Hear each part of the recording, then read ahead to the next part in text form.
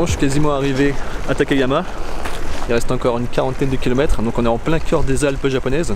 Ici, là, pour l'instant, on est dans un village étape, le village de Hiryu Onsen, qui est un village connu pour ses onsen, ses sources chaudes volcaniques. Donc on est au milieu des montagnes, vallées enneigées. La route qui menait jusqu'ici, elle était juste magnifique. Ça fait plaisir d'avoir des yeux. Donc il y avait la vallée enneigée partout, il y avait des singes dans les arbres, il y avait des lacs de montagne, des torrents avec les berges enneigées. C'est juste magnifique. On a traversé des tas de petits villages traditionnels, aussi plein de neige partout. On se croirait dans un manga de Taniguchi. Donc c'est juste hyper cool d'être ici. J'ai bien fait de partir un petit peu à la campagne, de pas rester tout le séjour à Tokyo. Mais ça fait commencer. Je passe 3 jours ici, 2 nuits, du côté de Takayama, qui est semble-t-il le joyau ici dans cette région. C'est la région de Hida, célèbre pour le bœuf de Hida, aussi bon que le bœuf de Kobe il paraît. On est dans la préfecture de Gifu. Donc je vous montrerai une carte, je vais mettre une carte ici sur les images pour qu'on voit plus précisément où on est. Donc je pense qu'il y a plein de choses à vous montrer. Ça y est, je suis arrivé dans ma chambre à Takayama. Donc j'ai pris un ryokan. Un ryokan, c'est une auberge traditionnelle japonaise. Bon, j'ai pris une chambre simple, la chambre la moins chère parce que ça coûte cher les ryokan. Donc j'ai un lit en futon. Le sol est en tatami, en paille tressée. Il y a des cloisons en paille de riz, comme dans les maisons traditionnelles. Et la vue dehors, attendez, je vous montre. J'ai la vue sur les montagnes Hida. Hop. Donc c'est plutôt pas mal pour l'instant. Il y a des onsen dans le ryokan, c'est-à-dire des bains avec des sources chaudes. Donc je vais jeter un œil. Je vais éviter de dire que j'ai des tatouages parce que on peut pas y aller en fait quand on est tatoué. Mais il y a aussi des bains privés qu'on peut réserver. Et ça c'est ouvert à tout le monde. Donc je vais faire un petit tour dans le ryokan. Ensuite j'irai faire un tour dans la ville de Takayama. Manger un petit truc parce que il est 15h30. Je suis parti de Shinjuku ce matin à 9h30. J'ai pas mangé ce matin. Donc je vais faire un petit tour, manger quelque chose. Et ensuite, j'irai dans le vieux village traditionnel de Hida no Sato. Et je pense qu'il y a des choses sympas à voir et à vous montrer.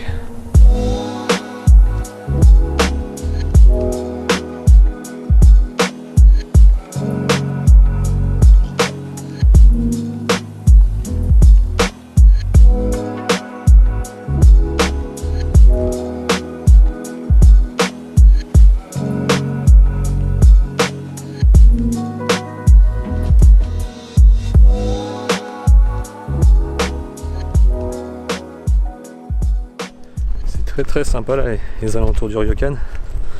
Par contre, je manque de me casser la gueule. C'est enneigé partout et glacé. Hop là, je suis pas équipé. Mes chaussures sont pas du tout étanches. Je vais avoir les chaussettes toutes ruinées. Hop là. Mais ça vaut le coup de marcher dans la neige avec un tel décor.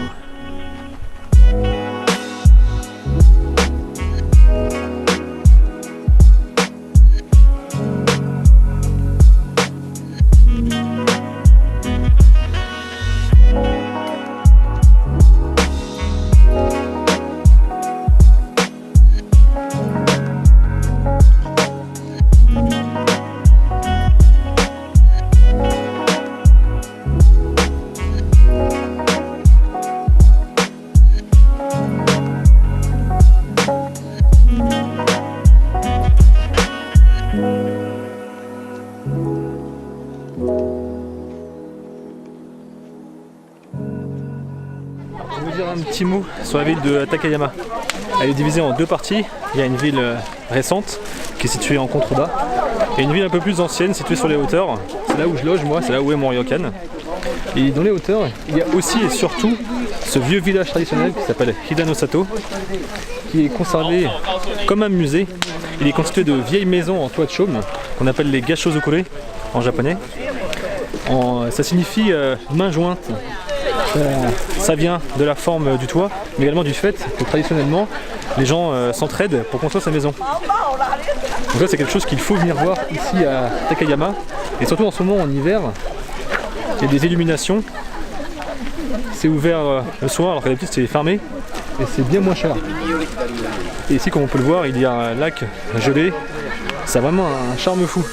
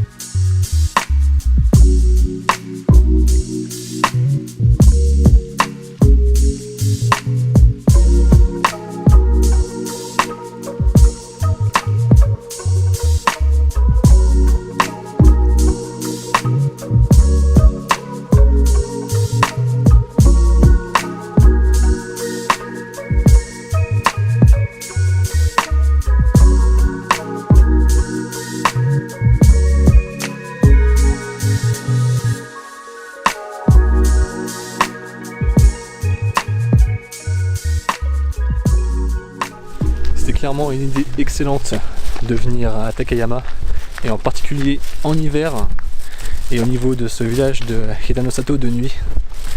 C'est vraiment magnifique. Et voilà, on se réveille à Takayama, deuxième jour.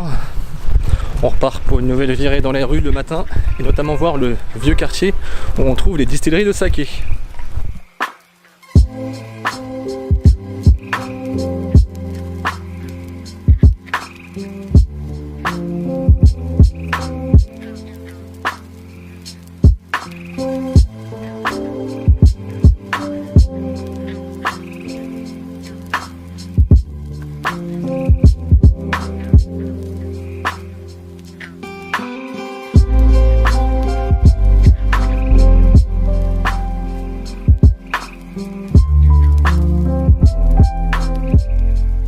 Je sors de la distillerie de saké Hirase.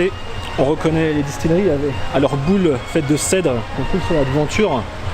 En fonction du degré de maturité de la boule de cèdre, de la taille, de la forme, il me semble que ça signifie quelque chose sur la maturation du saké. Donc on a visité à l'intérieur, il y a une dame qui nous a fait visiter. J'ai pas filmé à l'intérieur hein, par respect. On peut goûter à la fin. Alors ce qui est intéressant, c'est que c'est la plus ancienne distillerie de saké à Takayama. Et c'est une région connue pour son saké, elle est célèbre pour son saké au Japon. Et celle-ci, c'est une des meilleures. Il distille le saké sans interruption depuis 1623. Bon, évidemment, la méthode a bien changé, mais on a quand même goûté un bon saké. J'en avais goûté un hier aussi au village de Hidanosato, et visiblement, c'était eux qui le font également, celui-là. Alors, je suis sur les hauteurs de Takayama, sur la colline, là où s'élevait autrefois le château de Takayama. Il a été bâti en 1595 et très exactement 100 ans plus tard, lorsque le shogun Tokugawa était en pleine conquête de la province de Gifu, le château a été démoli. Donc il ne reste plus aujourd'hui que des ruines et quelques sites préservés historiques, de nombreux temples. Et c'est aussi une réserve naturelle pour les oiseaux. On trouve également un ensemble de maisons préservées, comme celle que l'on a vue tout à l'heure, les distilleries de saké, ou encore le cimetière. Voilà tout ce qui reste du château. Ce genre de tumulus qui représente les fondations des différents bâtiments qui constituent le château. Donc il reste plus rien en fait. Mais malgré tout, ça donne une bonne idée de l'emplacement en tout cas des différents bâtiments du château. Et je viens de voir qu'il y a ici un petit panneau qui nous indique qu'on doit faire attention aux ours parce qu'il y en a dans la forêt autour. Donc voilà ce qui était une des entrées du domaine du château là. On est tout en bas de la colline. D'ailleurs je viens de la redescendre et j'ai failli crever. Pas à cause des ours mais... Ceux qui me connaissent ils savent bien que je suis un guignol, j'ai aucune coordination. Et vu qu'il y a des zones où il y a genre 20 cm de neige et d'autres où il y a 1 mètre de neige mais on sait pas c'est quoi lesquelles hein. Il y a des zones verglacées. Ah bah moi j'ai failli crever. Mais c'est marrant.